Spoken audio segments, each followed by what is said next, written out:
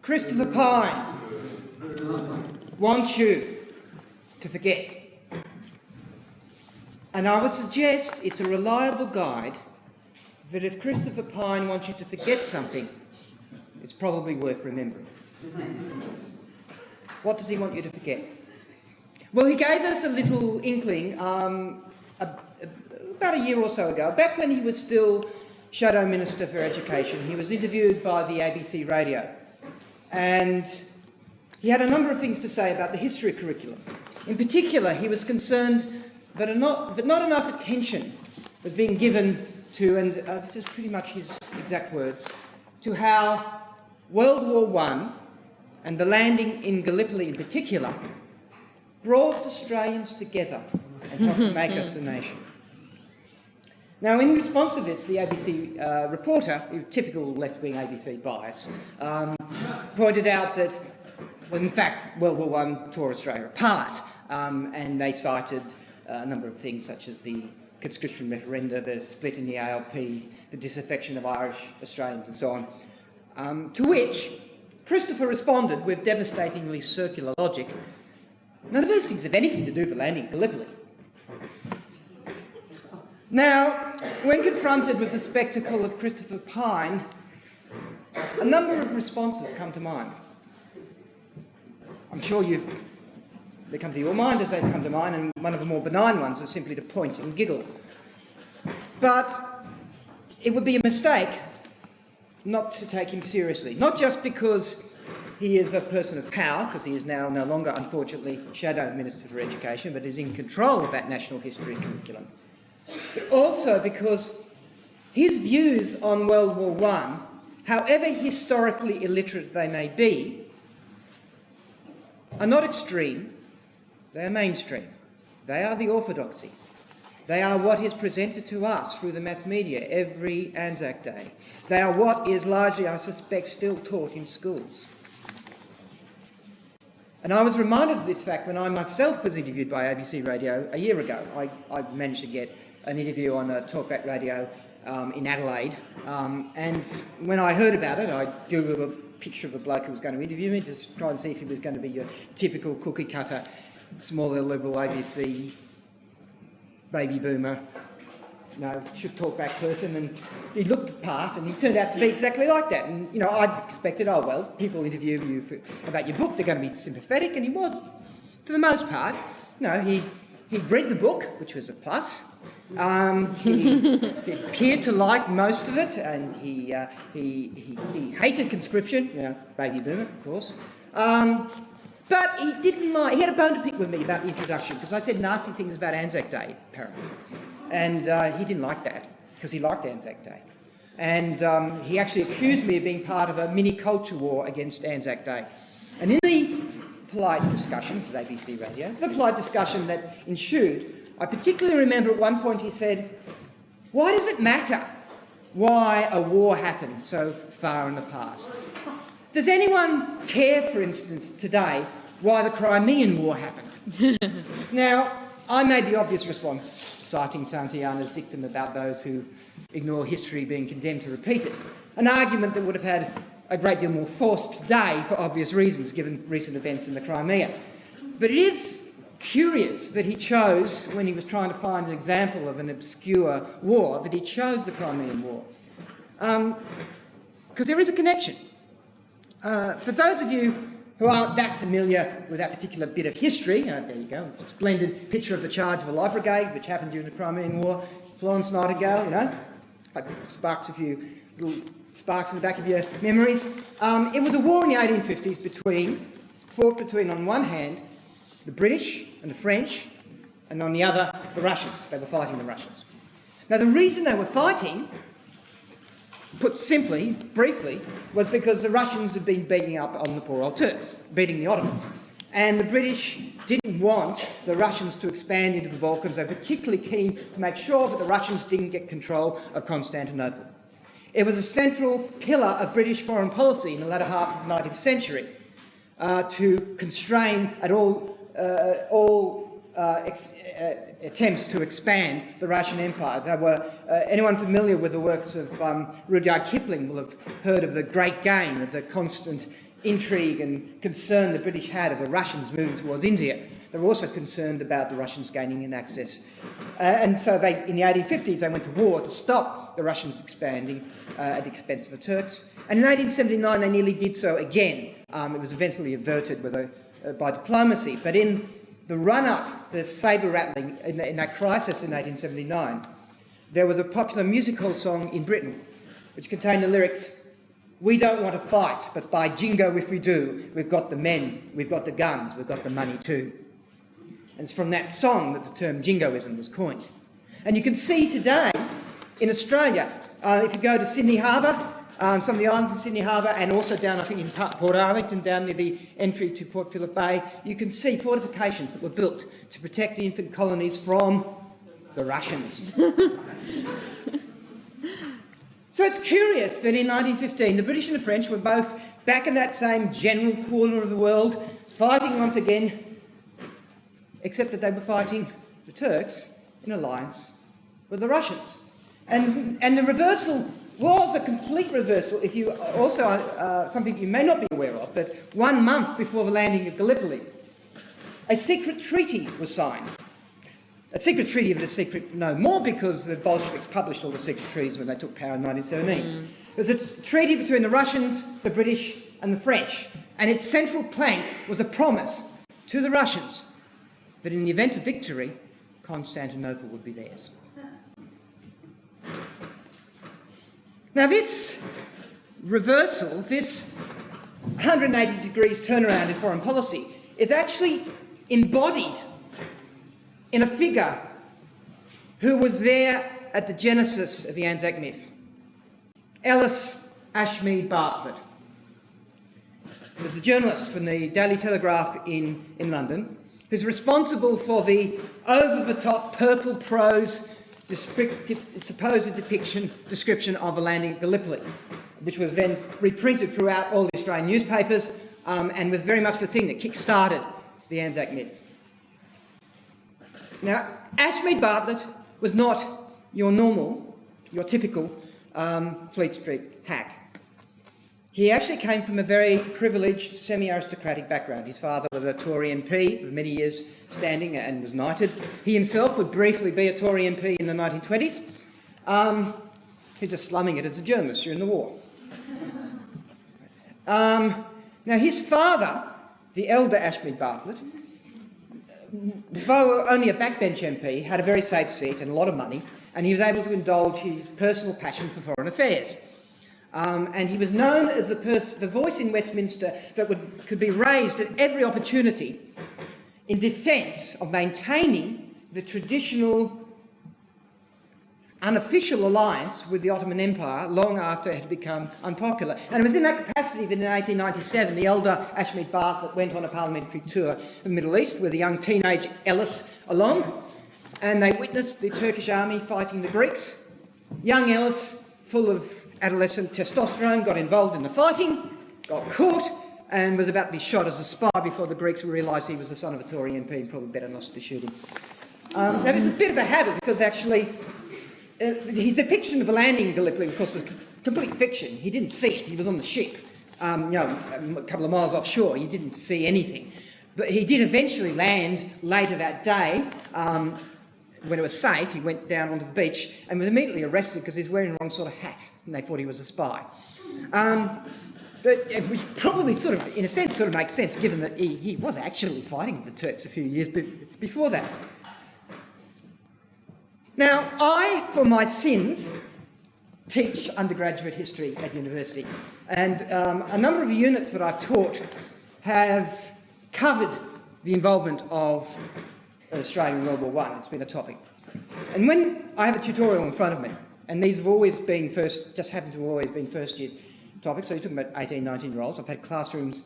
One of the questions I have at times asked the class is anyone here been to a dawn service at Gallipoli?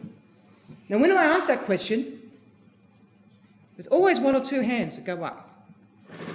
There's another question that I definitely always ask, being a historian. It's sort of the obvious question to ask in that situation. Okay, today's topic is World War I. Does anyone know what that was all about? No. Silence. Eventually, if you're lucky, you might get someone say, didn't some bloke get shot? It's not quite as bad as Baldrick's famous line for Blackadder, I hear some bloke called Archie Duke shot an ostrich. But it's nearly as bad. And it's astonishing when you consider that when you put the two responses together, you consider it means that there were young people who were willing to make the investment, the emotional and financial investment, to travel halfway across the planet to commemorate a war. And it never occurred to them to ask the simple question, why were they fighting? Was it a just war? Were we the good guys in this one? Because you're not supposed to ask that question. They're the ANZACs. They've got slouch hats. That's all you need to know. Christopher Pyne doesn't want you to ask. And if you happen to know the answer, he wants you to forget it. Now, I'm not going to disappoint you by saying I'm not going to talk about why World War I happened, at least not in the grand sense of the great power rivalry, because it is actually quite a complex thing to do with economics and imperialism. I'm going to make a simpler argument, because that's all I really need to do here, which is about why we were fighting the Turks. It's simpler, and I think it's also quite revealing. Even though it's simpler, even though it is, as I've been at pains to point out, quite curious, given the 180-degree turnaround that involved in foreign policy.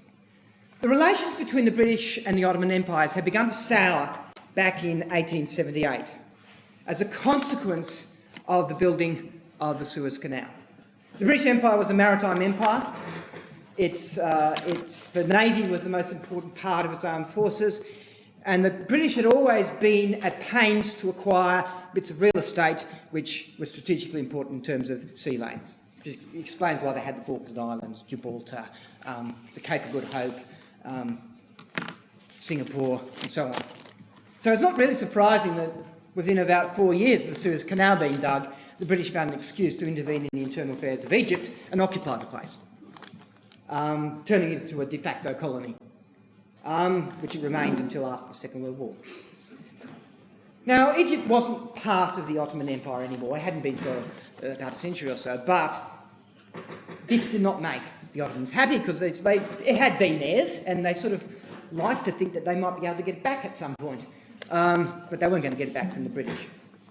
They were even less happy when the British then proceeded to establish protectorates around the base of the Arabian Peninsula, in places like what is today Yemen, Oman, all those sort of emirates today. They owe their existence to the British, but effectively establishing protectorates there in order to control the sea lanes out to India.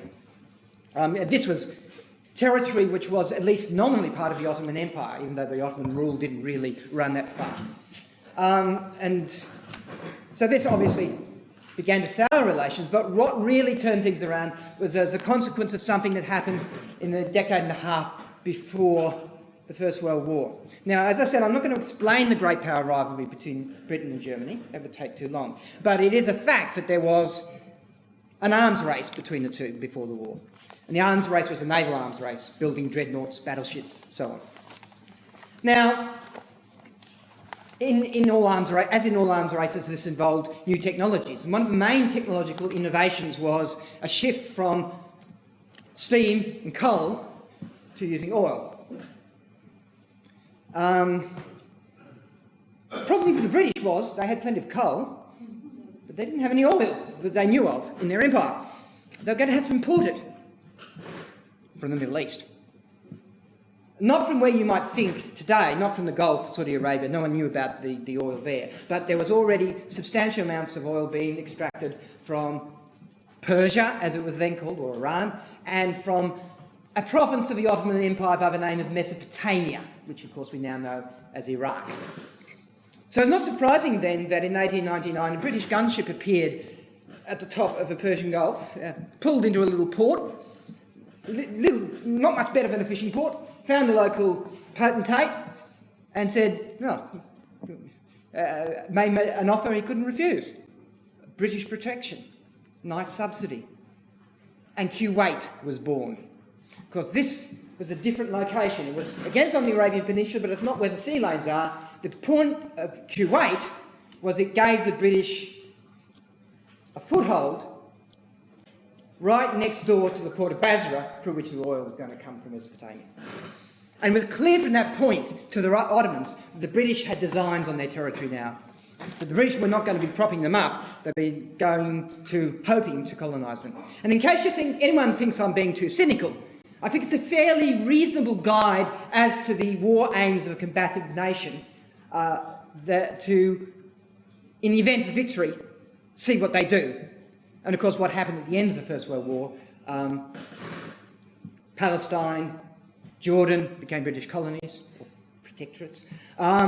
Syria, Lebanon went to the French, and Iraq, a new state, headed, I believe, I'm not 100% sure, but I think it was actually the character Omar Sharif played who ended up as the king, but as a British puppet, after the model of Egypt. So, that's why the ANZACs landed. That's what Christopher wants you to forget. They landed in order to secure supplies of oil for the British Navy. It's a good thing we don't have wars for oil anymore. And in order to deliver the inhabitants of Constantinople into the tender arms of the Tsar, his Cossacks and his secret police. So much for the causes of war. I'm now going to talk a little bit about the consequences. Not the obvious consequences.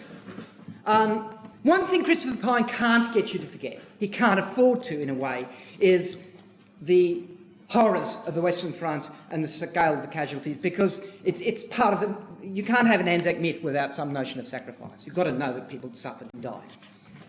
But it is worth pointing... So I won't go into a great deal about the horrors of the Western Front, Passchendaele and so on, except for one small thing I think it is worth noting, one statistic. Australian war deaths, 60 to 68,000, depending which source you look at. Doesn't matter which figure you take, because either of them is more than 1% of the 5.5 million people that lived in Australia at the time.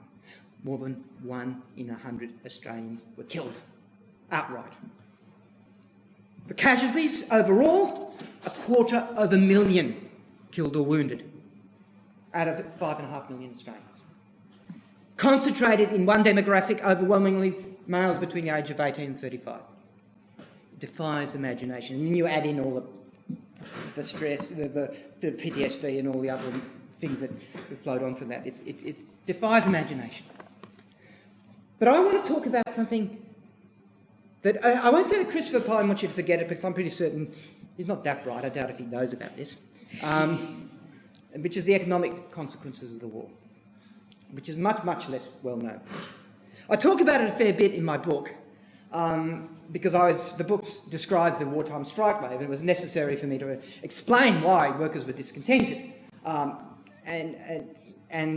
I talk a fair bit about how it was easy, well, it helped in doing the research, but there was a Royal Commission into the very question of the effect of the war on the cost of living. The Piddington Royal Commission of 1920 recorded that the cost of living had increased from 1914 to 1919 by a whopping, on average, about 66%, a two-third increase in the cost of living.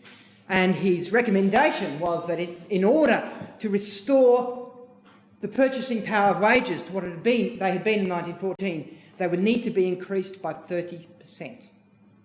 That's a cut of a third in living standards. This was been brought home to me even more powerfully since by a statistic that I didn't know when I wrote the book. I've discovered it since in a book of an economic history book called The Australian Economy in the Long Run that was written in 1983. And it contains a table where it records the performance of the Australian economy in terms of GDP, not over years or quarters, as is normally the case, but over longer periods, mostly decades. Now, if an economy goes down, if GDP is negative over a quarter, that's bad. 2 quarters, that's a technical definition of a recession. It's very rare. If it goes down over an entire year, you're in big, big shit. But it's almost unthinkable for it to decline over a decade. So, for instance, in the 1930s, the Australian economy actually grew, albeit by only 0.6%, but it grew. In the 1890s, by 0.8%. But the people who did this table, the economists, they felt it necessary with the decade between 1910 and 1920 to split it up into 2 different periods because the economy performed so differently between different parts. Between 1914 and 1919, the Australian economy contracted by 1.1%. So it performed worse during the First World War, than it did during the decade of the Great Depression. Now, the only conclusion you can draw from that is that the one thing stopping mass unemployment from happening during the Great War was the fact that the unemployed had an option.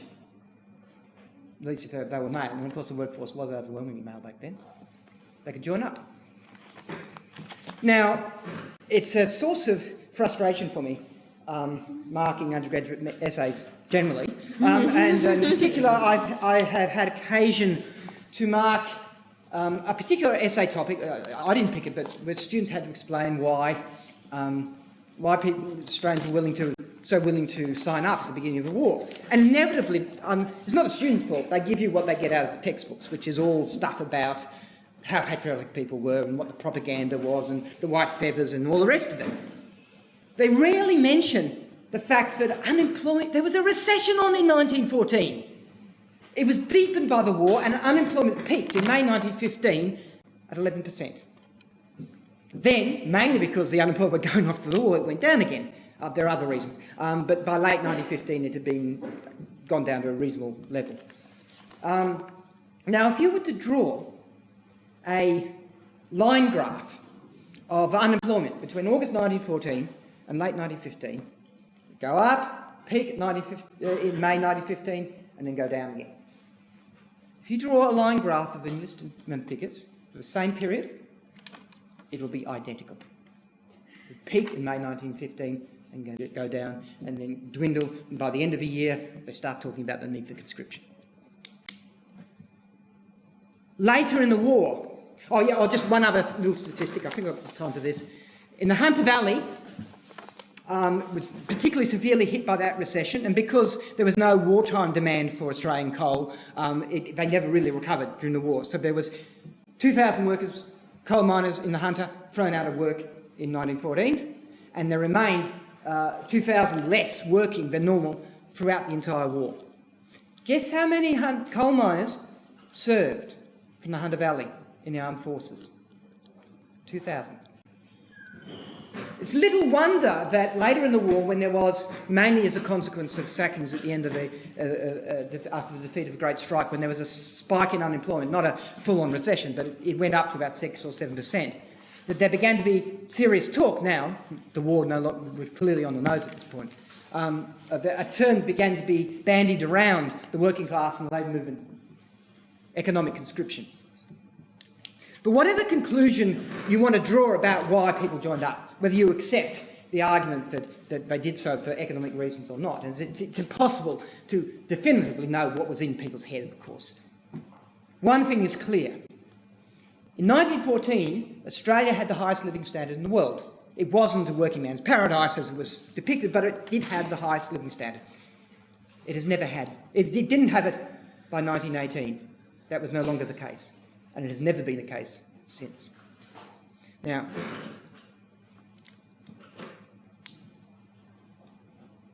I want to conclude this talk by I've been talking a lot about statistics and economics. I want to bring this down to a more concrete personal level.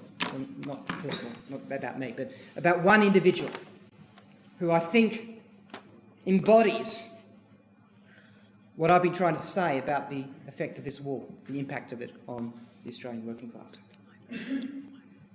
Alan Whitaker was a waterside worker in Melbourne.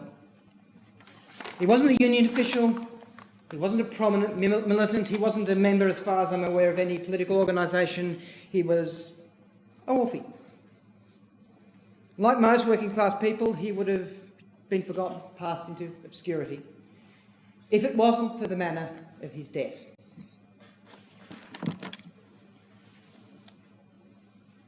Alan Whitaker was shot in the back of the neck by a Victorian policeman in 1928. He was shot at Station Pier in Port Melbourne whilst running away from a police charge during a mass picket during the Great Waterfront Lockout that began in that year. It probably, sadly, but I'm sure it won't surprise most of you to hear that no policeman was ever charged, no investigation was conducted, and that the Labor Premier of the day, a man by the name of Hogan, praised the police in Parliament. However, more recently, not everyone responded in that same way to the shooting. The Port Melbourne Football Club, in the then VFA, now called the VFL, passed a regulation which remained in force until the 1980s, barring policemen from playing for their club.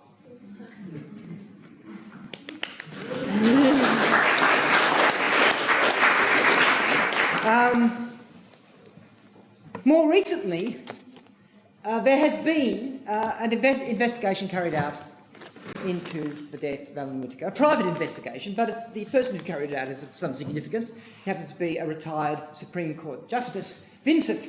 The reason he did it was because he's the son of a wharfie originally, so he's got some interest in it.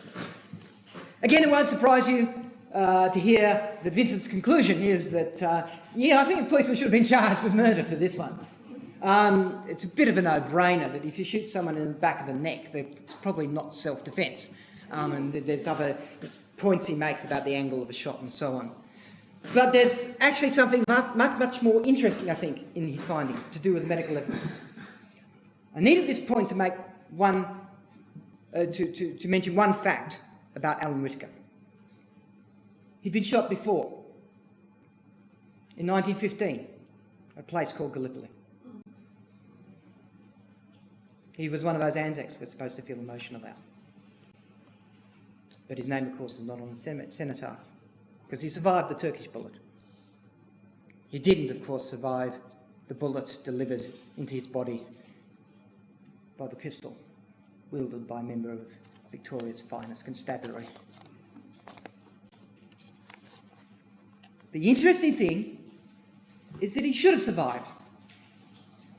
It was not a wound that would normally be expected to be fatal. And in fact, it took him 4 months to die.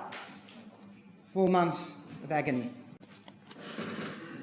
The reason he succumbed to that police bullet, according to the medical evidence that Vincent has uncovered, was because his body had been weakened by prolonged malnutrition.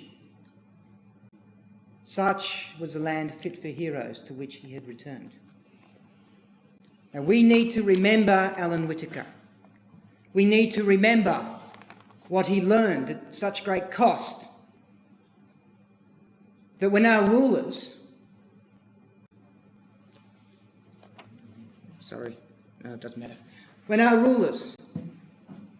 I just wanted to get the picture of Chris with the pine up, but better leave it, don't worry. When our rulers... when he and his mates want you to fight in a war or to support a war, it will never be for the reasons they say. It will never be fought for those reasons. It won't be to defend poor little Belgium. It won't be to support the rights of nations to self-determination whilst they're crushing Ireland and colonising the Middle East. It won't be for democracy.